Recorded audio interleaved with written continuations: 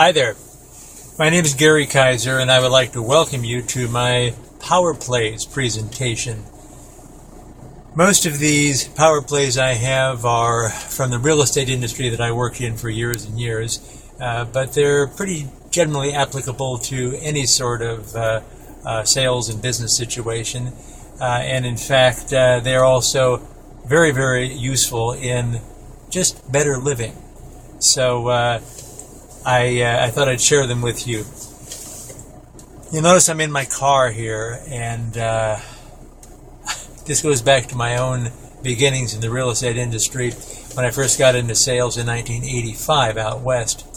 And the broker I worked for, Tommy Beavers, was a big motivational aficionado, and he had every motivational tape, video cassette in the, audio cassette in the world for all the classic speakers and trainers. And we used to drive around in our cars, since there was no formal training program in this small mom and pop residential brokerage. We drive around in our cars and listen to all these motivational tapes about how to sell and how to get on in the real estate industry. And we used to call that Car U. Tommy Beavers had a huge collection of motivational audio cassettes, and we drive around in our cars and listen to it. This was the mid-'80s, and so I'm using that. I'm coming in the other way now. This is the early teens of the 21st century, and I thought I would use this format. And I'm still working in the real estate industry. I drive around a lot, so I thought I would share these Power Plays with you. Just as a little bit of a background, a little preface to these actual Power Plays. When we talk about power in the workplace, it usually conjures up images of the power tie, the power lunch, that type of thing, power tripping. But real power actually comes not from the world of appearances, but from the individual, internally. It consists of mindsets and actions and behaviors that are in consonance with the values of the person and that reflect universal law. So some of these Power Plays actually cross over the line into magic, and even if magic does not always work, because that's the nature of magic, at least these principles will increase the odds of your success in most things. If you absorb the Power Plays principles that I have for you here and adopt the behaviors they suggest, you'll become more effective in both your personal and your professional life. So sit back, and I'm going to drive. I've got to take a batch of deeds uptown to get recorded, interface with our abstractor up there and pick up some things from him. And I'm going to start this series right now here in Matthews, North Carolina, as I head into uptown Charlotte. Power Plays. So I'm going to put it into gear now, and I'm going to back out of the parking lot, and then I'm going to start talking to you about some of the Power Plays. I developed these over a period of time. For a period of time, not only was I in sales, but I was also in brokerage management. I was a sales manager in a general brokerage residential office, and also was a sales trainer for a few years. So I developed a lot of these concepts, and they reflect, not only what people who are trainers told me, but the observations I've made myself along the way. So the first one of the power principles I'd like to share with you, and I think this is really important, it's a baseline sort of a consideration, that perception is the reality. Perception is the reality. And when you apply this to sales situations, the obvious way to apply it is that people will believe what they think. And I know when I started in the real estate business, I was leery about acting as if I knew something if I didn't.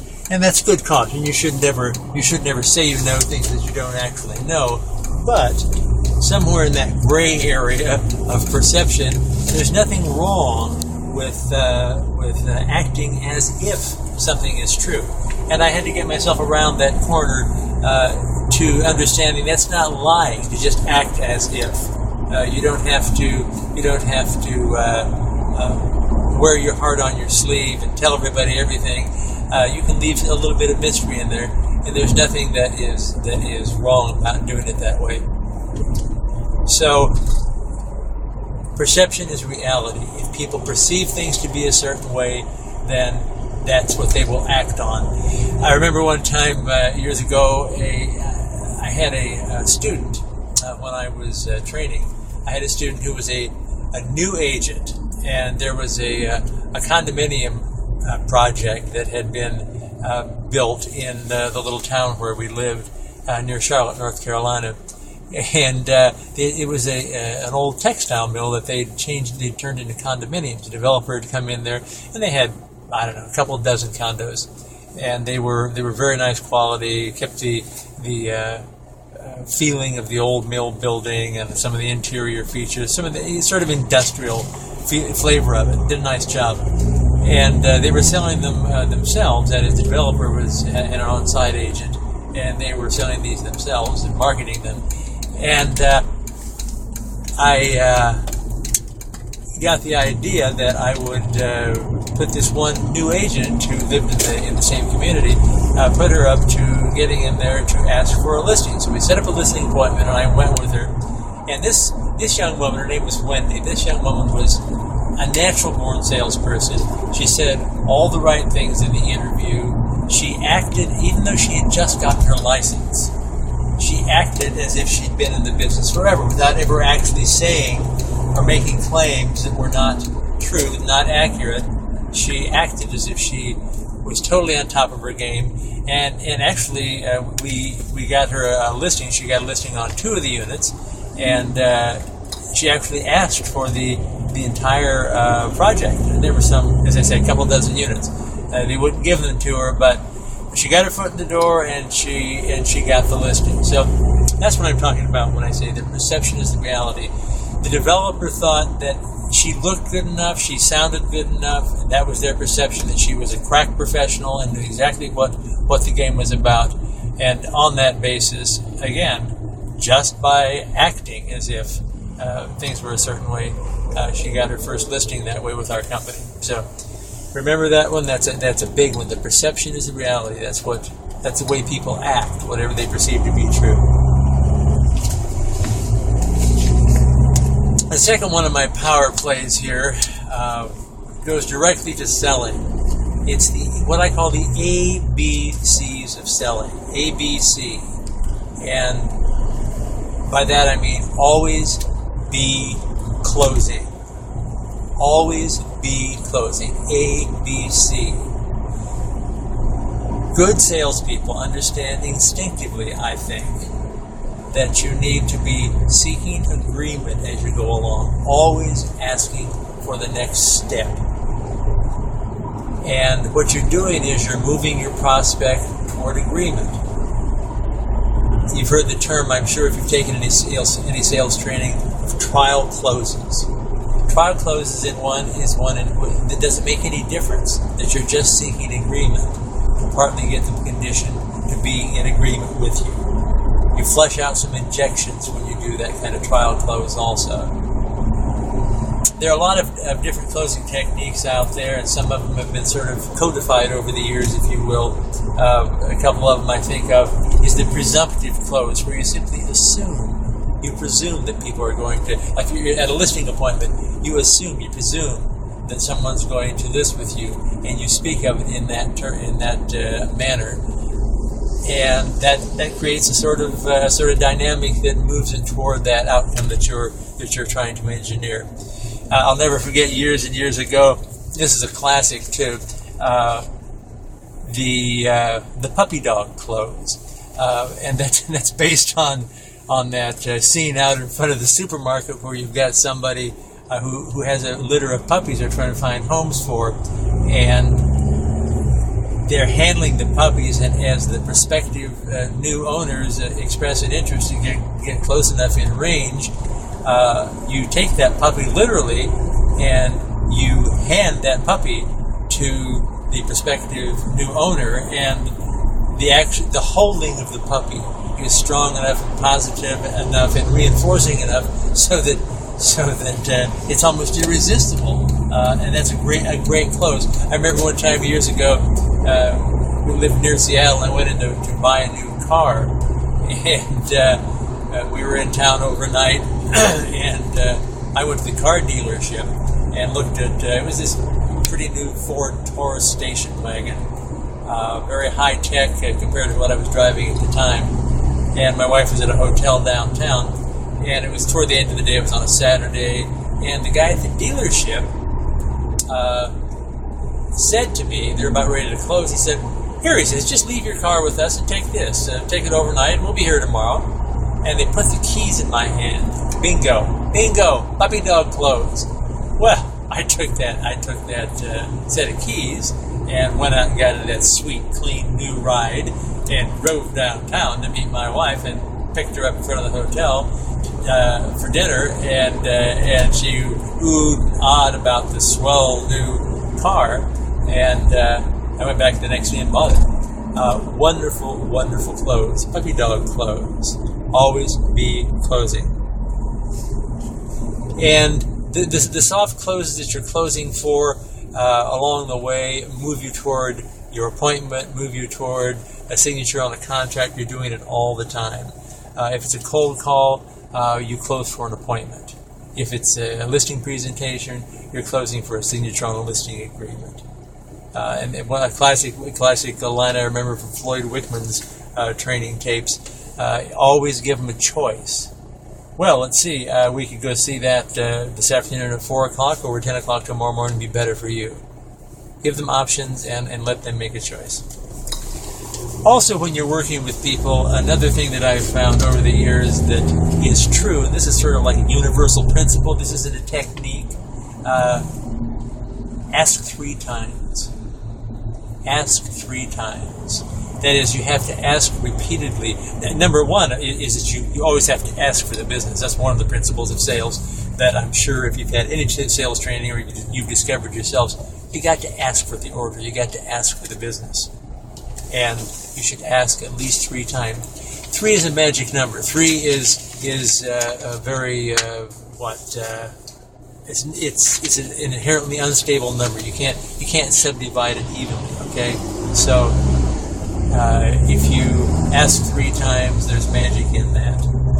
And go for the magic. It has limitless possibilities. The Wendy that I talked to you about that listing on that condominium project at that old mill facility, she asked more than 3 times. She asked multiple times. She didn't get everything she wanted, but she got some of what she wanted, so that was good. It could have led to other things, and in fact probably did. Magic, when I talk about magic, I talk about ramping up your possibilities of success in what you're doing. And there aren't any absolutes. There's nothing that works absolutely, but magic doesn't work absolutely. But it's your belief in the good outcome that comes with magic, where the magic really lies. So I encourage you to use that. If you truly believe in something, it works more often than not. I don't know if any of you, I can't tell if any of you are going to be old enough to remember this reference, but there was a Dustin Hoffman movie years ago called Little Big Man, and the premise was the story revolved around a kid that had been crossing the plains with one of his pioneer families in the 19th century, and he'd lost his family, and he had been picked up as a child, Caucasian kid, picked up as a child by a band of Indians, and they raised him as one of their own. And in one of the scenes in the movie, the adoptive Indian grandfather, Native American grandfather, tells his grandson that it's his time to die, and he's going to go out and sing his medicine song, and he wants his grandson to come with him, be part of that process. And so they go out on a hillside, and the old man in full battle regalia with the feathers and the beads and the buckskins and all that. And I think he's got a drum. Sings his death song, and at the conclusion of which he lies back and crosses his hand across his chest, and Dustin Hoffman's character, the little boy, is is sitting there starting to tear up watching his grandfather die, and the old man lies there for a minute, 2 minutes, motionless, and it starts to rain. A raindrop hits him in the face, and another one hits him in the face, and another one hits him in the face, and a few more hit him in the face, and he finally opens his eyes and shakes the rain off and sits up and says, well, sometimes the magic does not work. Come, let us go get something to eat. And they walk back down the hillside to the village. So go for magic if you can get it, if you believe in it. It'll help more often than not.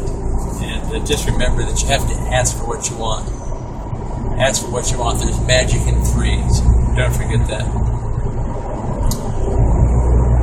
The fourth point I want to make with you here, and this is a different kind of magic, I suppose, because you're totally in charge of it, but it generates a magic for you. Commit to time. Deliver on time. Do what you say you're going to do. If you tell somebody, hey, I'll get back to you by tomorrow afternoon, I'll have a CMA ready for you at 3 o'clock tomorrow afternoon, or I'll drop it by the house, or I'm going to come by to pick up a contract from you, or drop off some document. When you tell somebody you're going to do something, do it.